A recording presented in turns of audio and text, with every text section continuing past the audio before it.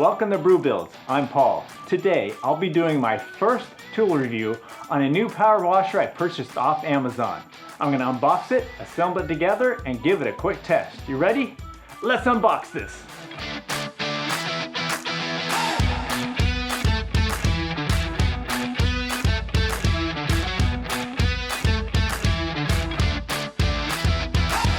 I'm needing a power washer for some stucco work that I'm doing, and I came across a bunch of these fairly inexpensive ones on Amazon. After doing some research and reading some of the reviews, I ended up purchasing this one on sale. Now, my experience with cheaper tools and how I make my decision on a tool purchase is based on how much I think I'll be using that tool. If I'm going to use a tool only a couple times a year, then I'm okay with buying a cheaper product. But if I'm going to be using that tool monthly, or if I need it to make a living, then I'll gladly spend more money on that tool. Tools and items needed: a Sunjoe power washer, a Phillips screwdriver, power washer soap, and a garden hose. There are a bunch of power washers you can choose from. You get electric or gas motors with a wide difference in pricing. I am a bit concerned about the quality and the durability of purchasing something so inexpensive. And the reviews that I read range from "you'll love it" to "don't waste your money." And let's be honest, power tools really aren't built at the same quality they used to be. I have some tools that are 40 plus years old that I still use a lot. I even have a sander that's almost 70 years old. I doubt this thing's going to be working in 15 years. There it is. On the brew scale, technical ability I rate as a beginner. It's simple to set up if you can follow directions and use a screwdriver. Physical ability I rate as easy. Everything is light and the wheels make it easy to move around. The first thing is to remove everything out of the box. Here is the handle and soap dispenser. We have the water trigger gun and the long spray wand.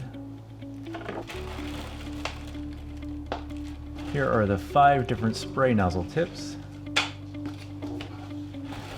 and the high pressure hose. Let's see what else. Here's the power cord. Let me get this unbagged here. It's going to take 2 hands to pull this out of the box, so I need to put the camera down.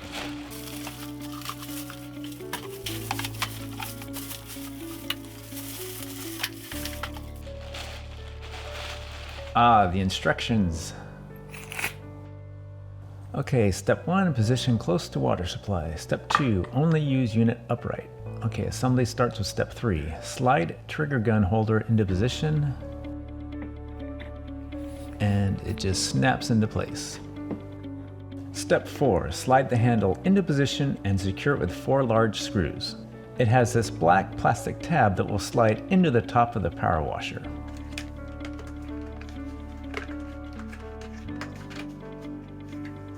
There are 4 large screws and 2 small screws. The 4 large screws are to be used for the handle.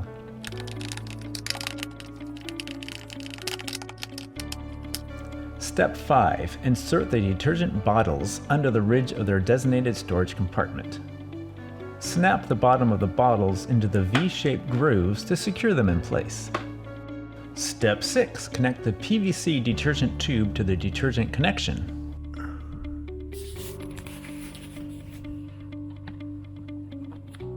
Step 7. To assemble the spray wand protector, first snap the tab into a small slot located at the bottom left side of the unit and secure it with a small screw.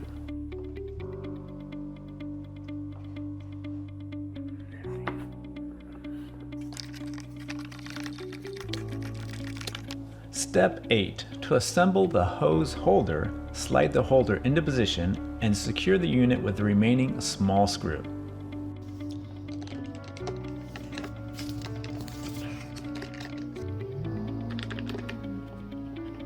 Step 9. Fit the spray wand into the trigger gun and rotate the collar until the 2 parts are completely locked.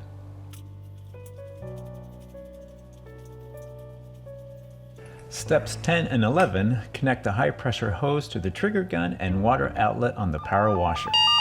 Stop. Stop. Stop. Read before use. The hose must be connected and the water turned on before operating your unit.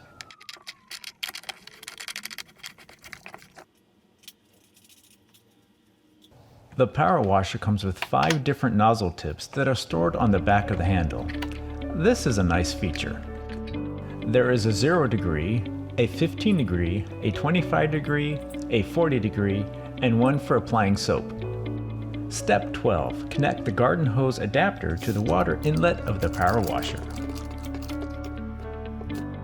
Okay, I'm going to attach the 25 degree nozzle, then take this outside and hook it up and give this power washer a test. It comes with a ground fault protected plug, which is a nice safety feature in case you don't have one in your outside receptacle. I see a green light, that must be good. Attach a garden hose to the hose adapter. Remember to have the water faucet open before turning on the unit. Well, we have a little water leak at the water inlet, but I'll go ahead and turn it on. Okay, let's see what happens.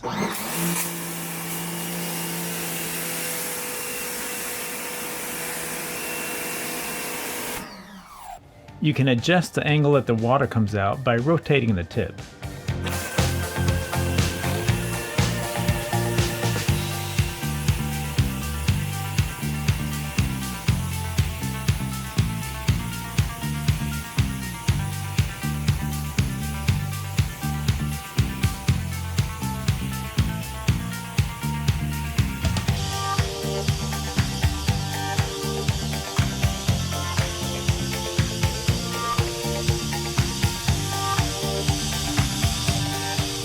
Well, some of my first initial impressions are it's not that noisy.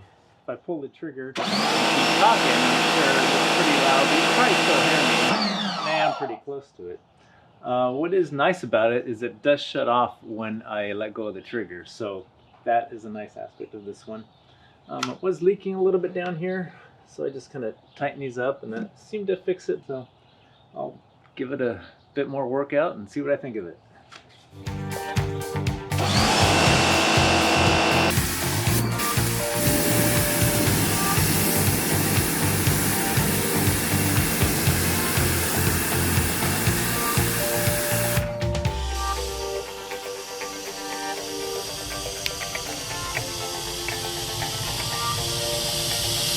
I want to see how the soap feature works on a car, so I'm going to power it off, disconnect the garden hose, and take it out to the driveway. Well, I don't wash my 4Runner very often. This dirt is about a month old. It's left over from driving on some snowy mountain roads, so it should be a good test to see if the power washer can get this clean. There are 2 detergent tanks with a dial that you use to adjust the flow of either tank. So 0 flow is at the center, or full left tank, or full right tank. There's a little arrow here on the dial to set the flow. You need to use soap or detergent that is designed for a pressure washer. There are different solutions for concrete or siding. I just picked this all-in-one mix.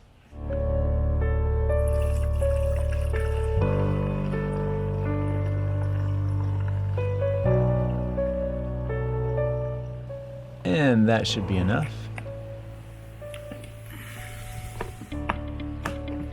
This one on the right is the soap tip nozzle. Okay, let's see what happens.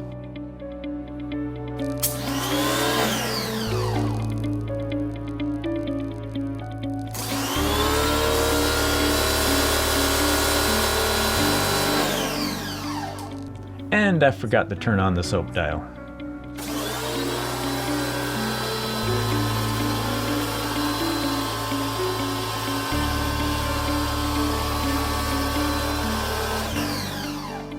It does do a good job getting the car covered with soap, so now I'll swap out the soap tip for the 40-degree tip.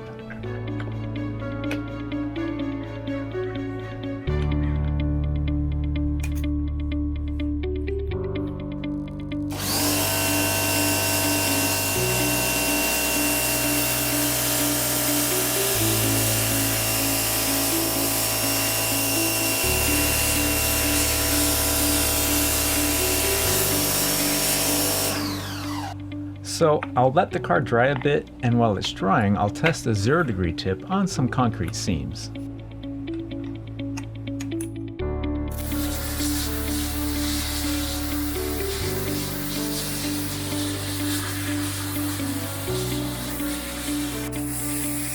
Well, it definitely does get stuff out of the seam. Ouch, maybe a little too good. Well, as you can see, it didn't work any magic on my 4Runner. I would still need to take a rag or a sponge to get this clean. But it is a nice way to get the car covered with soap, and it does make cleaning the tires and wheels a bit easier. The only tip I haven't used is the 15-degree. I'll take this to the backyard again and clean off some of the small block wall that I'm building.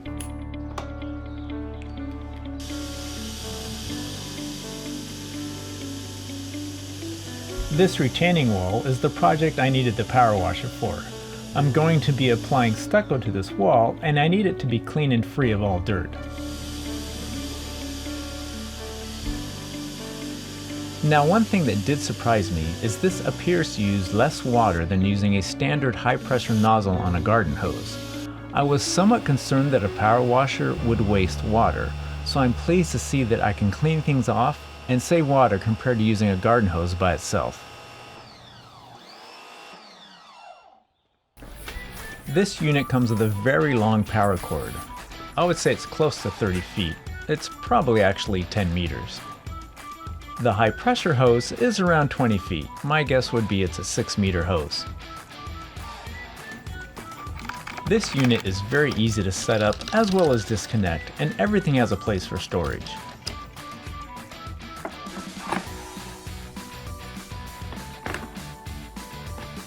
The power cord is a bit stiff and doesn't really fit. Maybe they go the other way.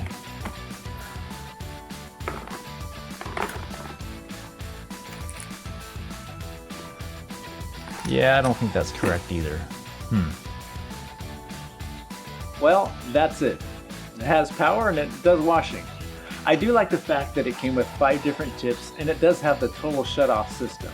I don't think all the manufacturers do that. Hit that like button for me and subscribe to Brew Builds to see more DIY and tool review videos like this one. And if you've ever wanted to clean your carpet with a carpet cleaner, check out this video here. Now, since I own this thing, I wonder if I'm going to have to clean my truck more often. I guess that could be another video.